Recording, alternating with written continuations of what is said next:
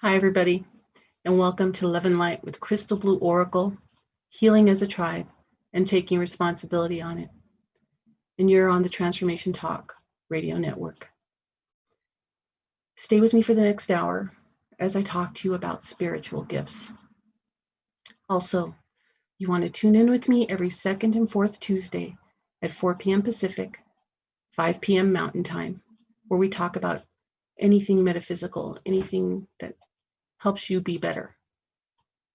And a lot of it has to do with the awakening. There's a lot of people that have been awakened for a while, and there's a lot of people who just were awakened, and a lot of people don't know how to navigate any of it. And that's one of the reasons I'm here, to help you navigate through it, to show you the way. So you got to remember, you have to be brave. If you're willing to take it on this path of healing and transformation, just have to be brave. Okay, today we're going to talk about spiritual gifts. The frequency of this planet has lifted, and more people are becoming aware of their spiritual healing gifts, and we're learning about these spiritual gifts. They were given to us at birth. They are our God-given, I am given, creator-given, spirit-given right. Every one of us was born with these gifts. They are our extra gifts. We have 6 senses. These are the extra ones.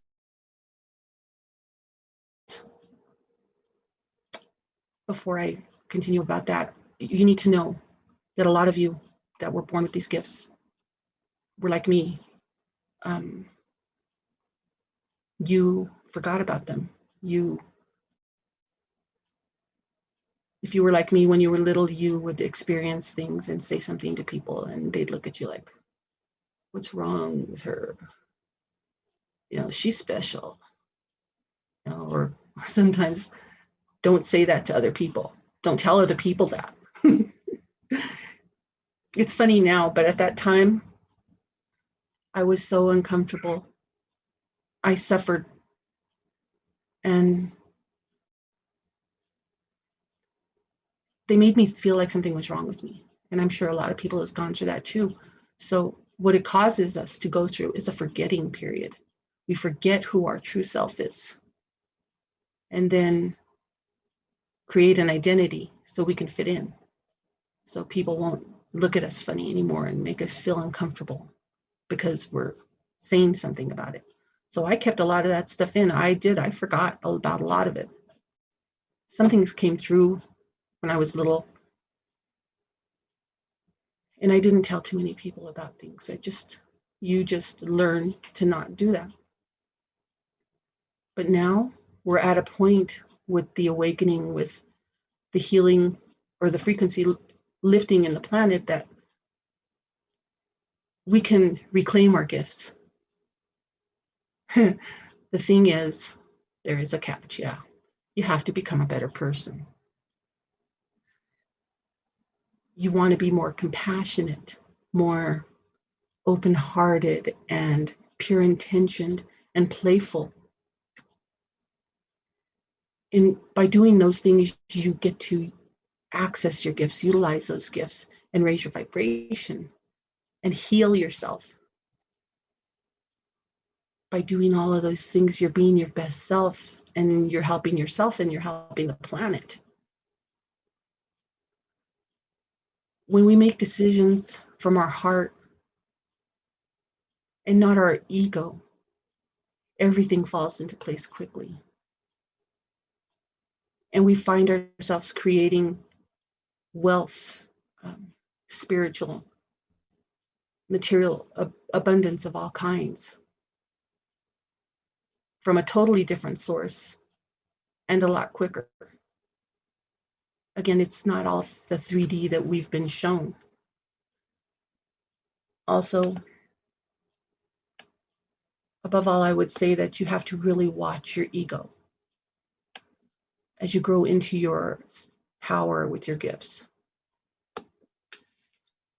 Don't think that you're better than anyone else or that you're more empowered than anyone else. That's the trick that ego likes to pull you to keep you off of your or out of your heart. You need to respect everyone because everyone's choices and everyone's on a different journey. We're not all in the same thing. Also, I'd like to say with that, with any spiritual empowerment journey, you need to have a sense of humor. You need to be able to laugh at yourself because you're going to have dark days. Healing is not easy. Going through the things that you pushed in your pocket, it's not easy. And some days you're going to feel like you were thrown to the bottom of the pit and that you can't find a light. And then there's some days you're going to be so excited and feeling amazing, and you wondered why the way you feel makes you have the coping mechanism to go through all of it. And when you have a sense of humor, you can, on those bad days, you can say, you know what? Great. Thanks for dumping that on me, Spirit, today of all days. Spirit's like, you need to grow. You need to deal with it. You need to heal. So as we start now about the gifts, I want to talk about 5 spiritual gifts. It's 5 laws of the spiritual gifts that it'll help you work effortlessly through your gifts, make it easier to work through your gifts. You have to have pure intention, but not just pure intention for the good of everyone involved, not just pure intention for you and nobody else, not just pure intention for the people in your group or your business and nobody else. The highest good for everyone. You have to be willing to have the love and the passion and the excitement to open those gifts. An example of having that is being an artist. I love using my hands. I create, whether it's cooking or baking, whether it's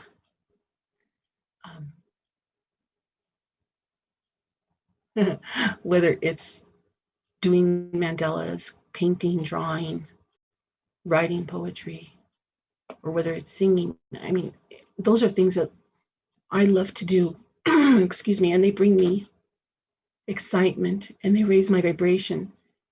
Excuse me, and I have a passion for all of those things. So you want to make sure that you have that love and passion and excitement for what you're doing. It's going to raise your vibration. And if you have emotional constipation, which is not feeling your emotions without judgment or resistance, not you're going to have some issues there. You need to get rid of that. And you got to remember, seriousness, being serious is the number one thing that's going to block your gifts. And don't keep it to yourself. Got to remember that creates karma. Then there's the I don't know state. That's a extremely powerful way to access your gifts. It's okay to not know. And then opening yourself. And you open yourself up to the downloads, to your inner self, and then you get to know. You have that information. We can't always have the answer without opening ourselves up to what Spirit has to say to us. And then again, you have to have playfulness. Don't be too serious. I've heard it said that we have the opportunity to go from depression to expression, and that we don't have problems, we have opportunities. And it's true, just like we don't have failure, we have learning experiences. We have to learn that it's important to follow that, to be playful and experience. Don't hold on to the problems like they're going to mess you up. They teach you what not to do next time. Right now, you're listening to Love and Light with Crystal Blue Oracle, Healing as a Tribe, and taking responsibility for it on Transformation Talk Radio.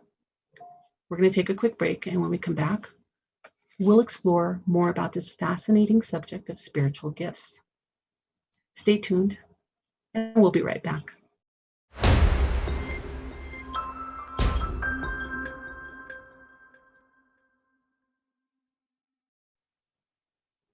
Hi, everyone. Welcome back.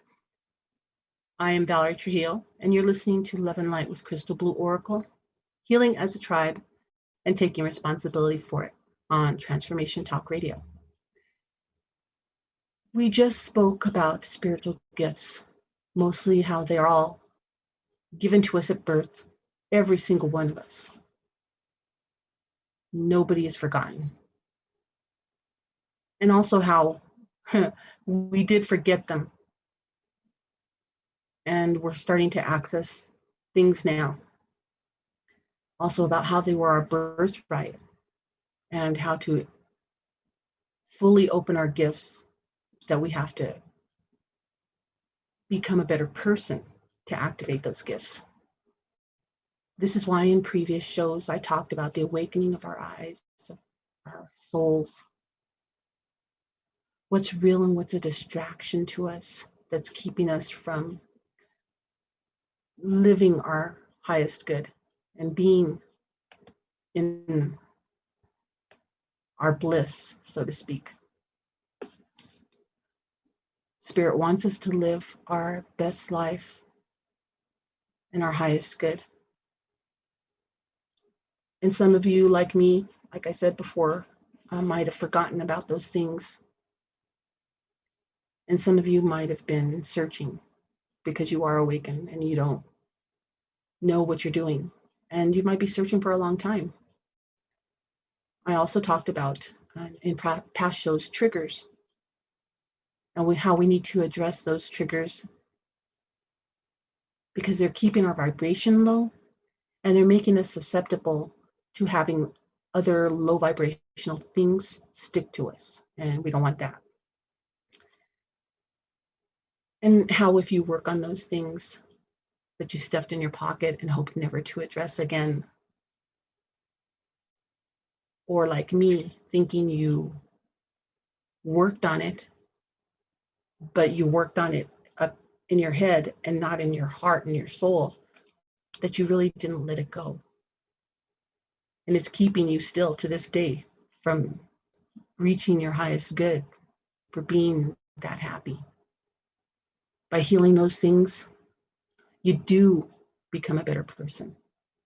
You do become more compassionate and humble and open-hearted and pure-intentioned. and even more playful. That way you can lift your vibration and live your happiest life, your best life. Remember that we are like onions. As much as you don't want to hear it, and I didn't want to hear it when I heard it, we are like onions. We heal by peeling one layer at a time, one trauma, one emotion at a time. And you must take that time to heal.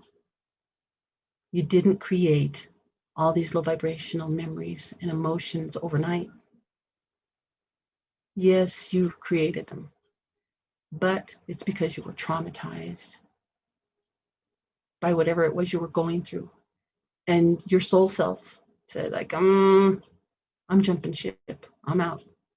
And not only do you go through trauma, but you lost the soul piece.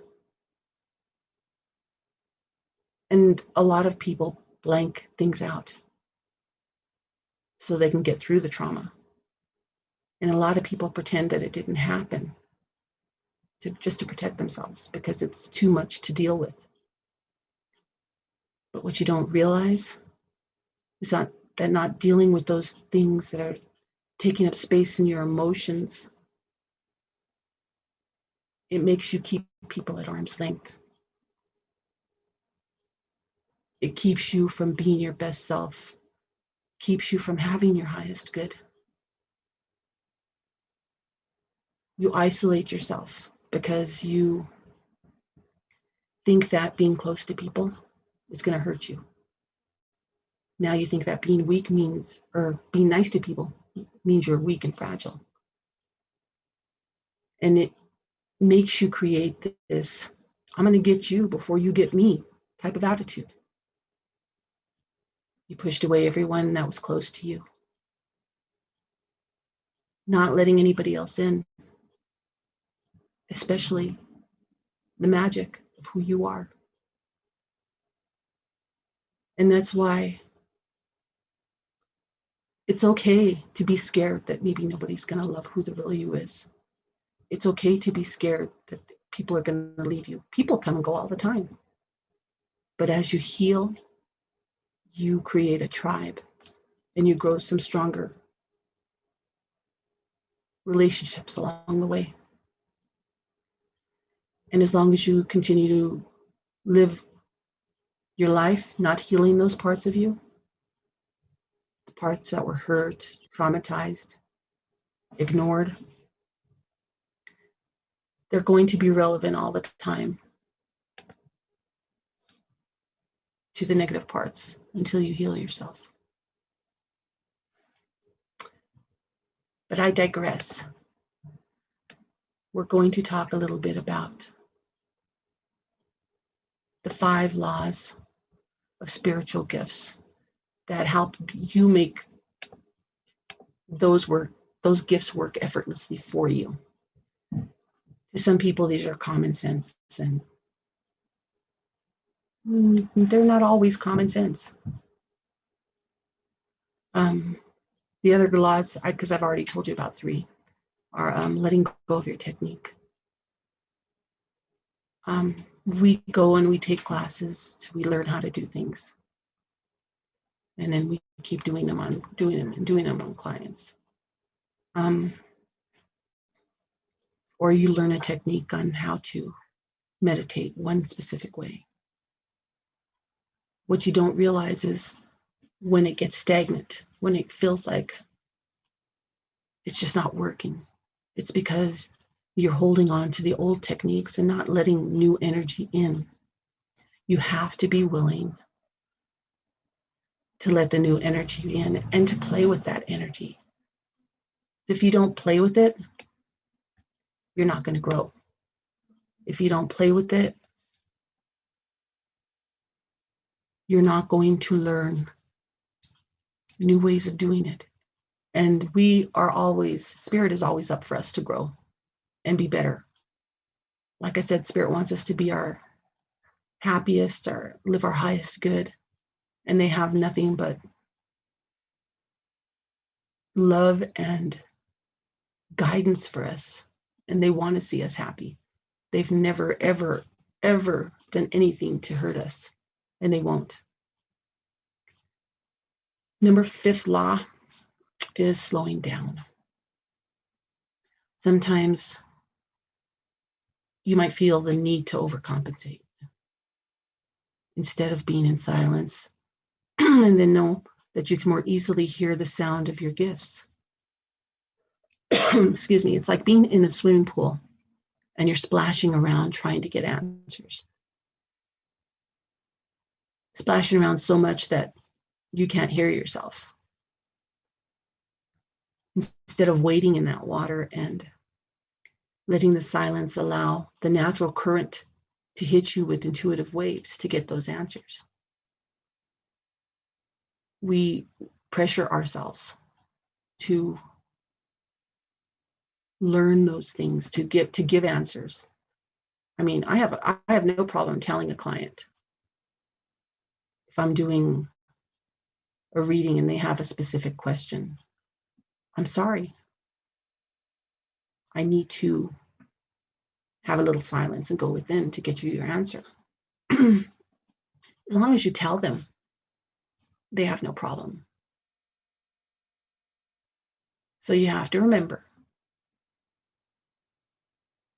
by having pure intention for everyone involved, for being okay with not knowing everything and having all those answers right at your fingertips, by being able to be playful, to laugh at yourself, to know it's okay to make a mistake. It's okay to flub something, to be relaxed enough to say, okay, I don't have all the answers, but I'll help you find it. Playing with it, finding the energy to move it around, letting go of those techniques that have weighed you down, that have kept you from growing, from learning a new way to work with your modality. And for the people that haven't gotten their gifts yet, those techniques that you learn, be willing to play with them and move them around. You want to also allow the new energy to come in so that you can grow. We're going to grow for the rest of our lives. It's never going to stop. If you get comfortable where you're at, you're not learning, you're not growing.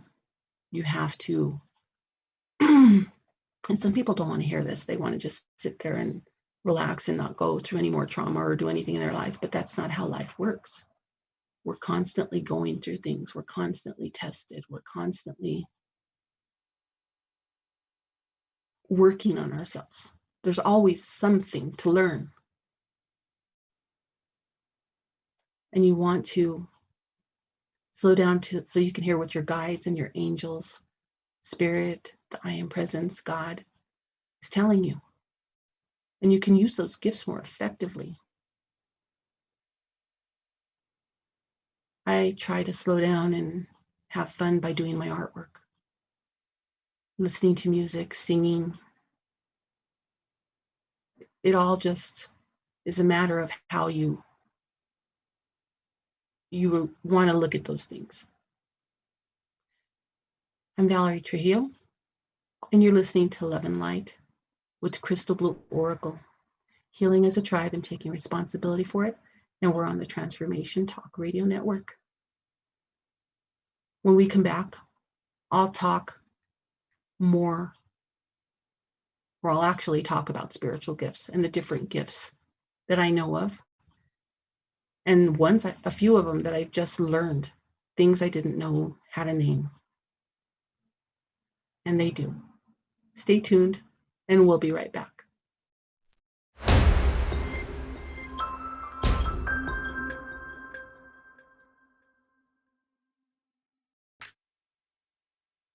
Welcome back.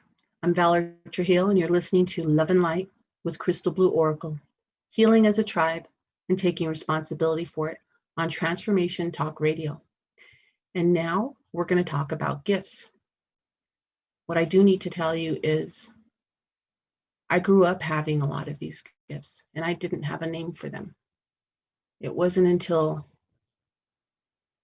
learning and opening and going and practicing what I have did I know what some of these were. And there's some of these that I didn't know had a name and were actual gifts, but it's really important to know that they are, and they're everybody's God-given right. And let's just get into it. I'm going to read to you about the clairs first. Clairvoyance is a combination of precognition and pre-recognition, which is seeing things from the future and the past. It's also called psychics, and most empaths are clairvoyant. Not everyone, but most of them. The next clair is clairaudience. Clair means clear, and audience means from the form of audio. So from hearing, from your ear, from the inner ear, hearing high-pitched frequency, and there's nobody else that hears it but you. That's clairaudience. Claircognizance is the next one. That's the ability to be able to just know something. You get downloaded information quickly. There's a funny thing that's saying you know that you know, but you don't know how you know, but you know. Something like that. Then there's clairsentient. That's people feeling on the spiritual realm. You feel something. An example of that one, I went to Stanley Hotel with my kids and we took a tour of the Stanley Hotel. For those of you that don't know, Stanley Hotel, part of it is where they filmed The Shining, the elevator parts especially. Well, we took a tour and we went into this one room, and as soon as we went into that room, I felt cold and feeling like something was constricting my chest. And I asked the tour guide, I'm like, what was this room used for? And the lady told me, this was the men's room. This is where it was only men, and they smoked cigarettes and they hung out. It was a men only type thing. I'm like, I get it. They didn't like me being in there. I'm like, okay, let's go. So that's being able to feel something. The next one is clairgustance. Being able to taste something without putting it in your mouth. I get that all the time. My mom used to make enchiladas, and once in a while I will taste the enchiladas, and there's nothing there. I'm working. I'm not talking to anybody. I'm not eating anything, not drinking anything, and all of a sudden you get that taste. That's what that is. And that's something somebody could be doing. That's something like my son will be craving something and thinking about it. Then the next thing I know, I want it. And then we talk and we found out, yeah, he wanted it too. I felt something. I tasted something on the spiritual realm because of my connection with my son. So then there's clairolfactance, the ability to smell things that aren't there. I have that too. My mom, she had this perfume she loved, and it's taboo. It gave me a headache. That's how much I didn't like it. When she first passed away, to let me know she was around, she would put taboo. And I'm like, oh, yeah, I know you're here, Mom. I know you're here. Now she does other things, but it's not so much the taboo anymore. But it's also, too, you could be sitting down and you smell smoke, cigarette smoke, and there's nobody there. You could smell like gas, and there's nobody smelling it but you. Or you can smell alcohol and there's nobody around you drinking. It's just, that's what that is. Then there's precognition and pre-recognition. That's the ability to have a feeling about something. That's, you have a feeling, if you do this, if you go this place, something's going to happen. And you get a bad feeling about doing it. Or you have a good feeling about making a decision. They're just different things. Then there's prophecy. To be specific, visions. You want to be aware of false prophets, because people with this gift, it's big. They don't usually tell anybody. So you just want to beware if somebody is walking around boasting like, hey, I can do this. The next gift is telepathy. Tele means communication, and it's the ability to transmit or see information psychically.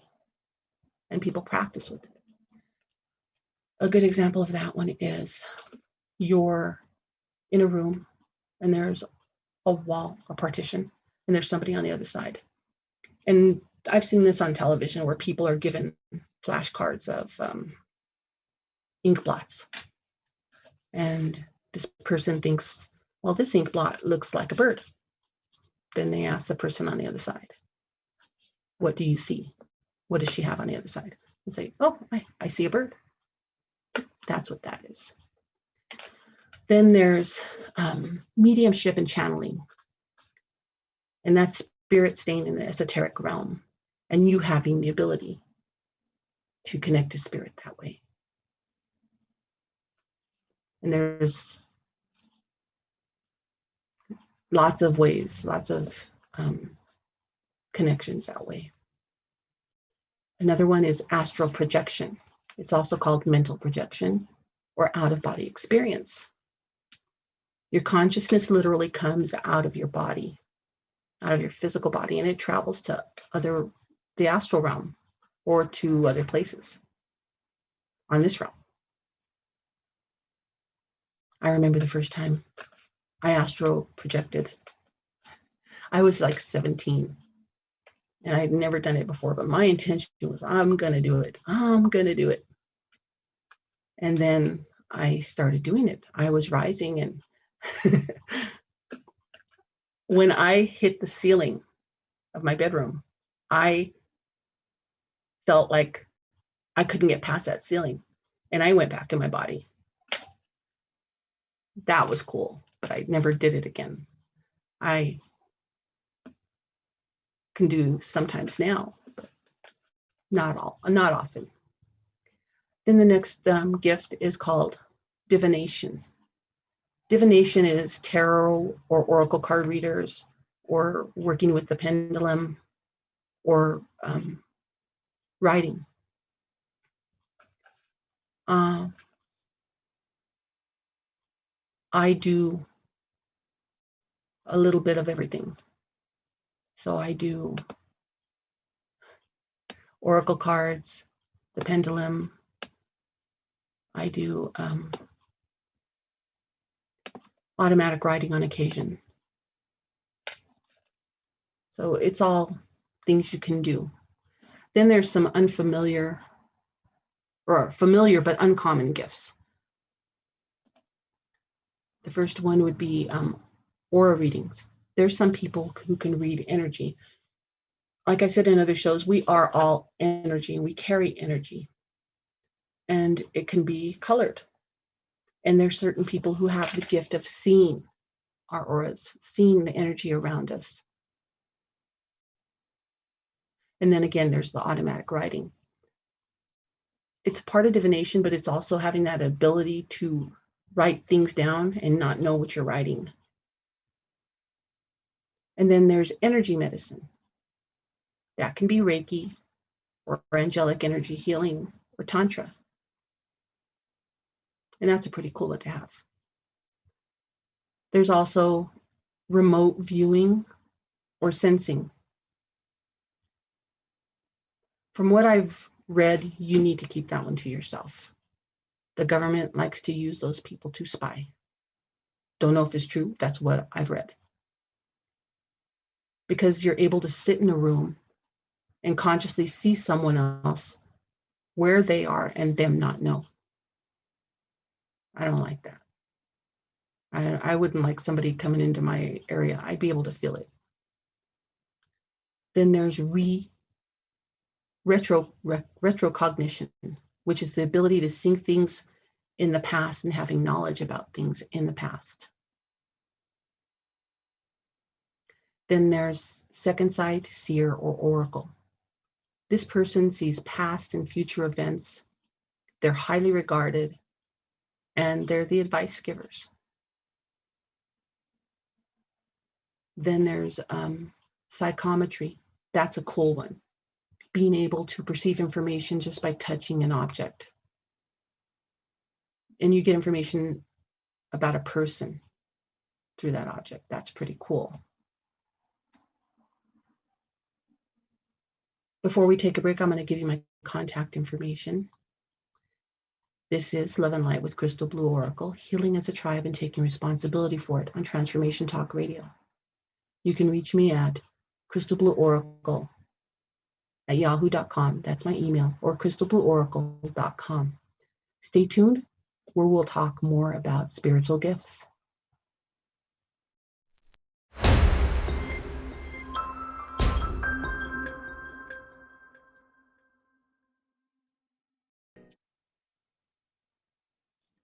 We're back on Love and Light with Crystal Blue Oracle, healing as a tribe and taking responsibility for it on Transformation Talk Radio. And I'm Valerie Trujillo. And we're talking about spiritual gifts. The next spiritual gift that we're going to talk about is energy manipulation. The ability to manipulate physical and non-physical energy with one's mind. That sounds pretty cool to me. The next one after that is cyber telepathy. The ability to be telepathic with technology. That one I see as you getting text messages from someone and they're not touching their phone. You're on your laptop and someone's sending you messages and they're not touching their laptop. Stuff like that. Then the next one I see is conjuration, which is the ability to materialize things out of thin air. That would be a cool one to have. Could get into trouble with that one. The next one after that is scrying. And that one I think is pretty cool. It's to see things in fire, in water, in smoke, in a crystal ball, in a mirror or tea. And I've seen these on TV all the time. You know, you're watching those.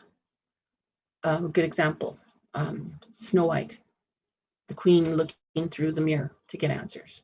You know, crystal ball, watching a scary movie of people going to a psychic, you know, dressed up in gypsy garb, and she's looking at her crystal ball and getting answers. There's one gift that wasn't listed ever, and I didn't get it until just before the show, and that's palm reading or palmistry. It's an actual spiritual gift. Palmistry is the meaning of palm reading or hand prediction to learn a person's personalities, fortune, and future by analyzing his or her hands. It's also called chiromancy. In fact, it doesn't refer to just reading the palm of the hand. It refers to also reading the arm, the finger, and the nail, the fingernail. Like, oh, okay. On some of these gifts, you just have to remember, not some of them, all of them, okay. You have to remember you can't attain any of these gifts without healing. Some of you can already have the gifts, but you can only go so far when you don't heal. without changing to become a better person. You have to remember it's about living your best life and your highest good. It's about showing grace, helping your fellow human being, and supporting and uplifting everyone so that they can live their best lives and their highest good too. But remember, you don't have to have all of these gifts or the best gifts. There is no best gift. There's only growing, healing, raising your vibration, shining your light. And that's what it's all about, isn't it? The next gifts I'm going to talk about are what I have heard referred to as X-Men gifts. The first one is psychokinesis. Kinesis is from movement. It's the ability to move things with their mind using psychic energy. And that's been on X-Men. Yeah. Then there's telekinesis, the ability to move things with telekinetic energy. Also on X-Men movies, yeah. And then there's hydrokinesis, the ability to move water, control water without touching it. That's a cool one. Think of the Last Airbender when I hear that one. And then there's pyrokinesis, the ability to control fire without touching it. That would be a scary one to have. You wouldn't want to piss that person off. And then there's electrokinesis, the ability to control electricity with your mind without touching it. I mean, don't you kind of feel that way when you get shocked by static? Then there's biokinesis. That's the ability to change your DNA. When I heard that one, I thought about shapeshifters. That would be a cool one to have. Then there's chronokinesis. That's the ability to alter time within yourself and in others, speeding it up or slowing it down. That would be cool to have because there's only 24 hours in a day, and if you go either way, speeding it up or slowing it down, well, you might miss a few things. I don't know if you guys ever watched the movie Click with Adam Sandler, but that's kind of what he does with the remote control. The next gift is levitation, learning or having the ability to fly. I wouldn't mind that, but I'd be afraid to fall. I'm afraid of heights, so yeah, I would be afraid to fall. Then there's psychic surgery, the ability to remove diseases or disorders in the body. That would be cool. I don't know how people would actually do that. I mean, just that would be cool. Then there's apportation, the ability of telekinesis and conjuring. That's being able to materialize something and then teleport it, move it somewhere else. I think that's pretty cool, actually. So those are all the spiritual gifts. I do want to talk about a few things that all empaths have. And it's important for me to talk about it because I am an empath. Having the inner alchemy, having the ability to make use of the challenges and the unfair things that have happened to you in your life, things that you've experienced, being able to transcend, overcome, transform those things, and making your darkness shine. Pretty much all of us empaths have that. Not a lot of us believe it, but we do. And once you realize you have that power, there's no end. Also, a lot of empaths or wounded healers, we found a way to keep our heads above water, and transmute things that have happened to us to who we are now. Then we have energetic mindfulness. That's the ability to foresee, to see the energy in the room, the environment, and be able to read the people. And actually, it's a good ability to have. It helps. This ability makes ideal counselors and healers and psychics, mentors and therapists and guides and coaches. But a good coach doesn't have all the answers, but they are able to read the clients. And then, let's see. Before I go on, I'm going to have to cut it short because we're almost over. I want to thank all of you for being with me. I had a wonderful time being able to talk to you about this stuff.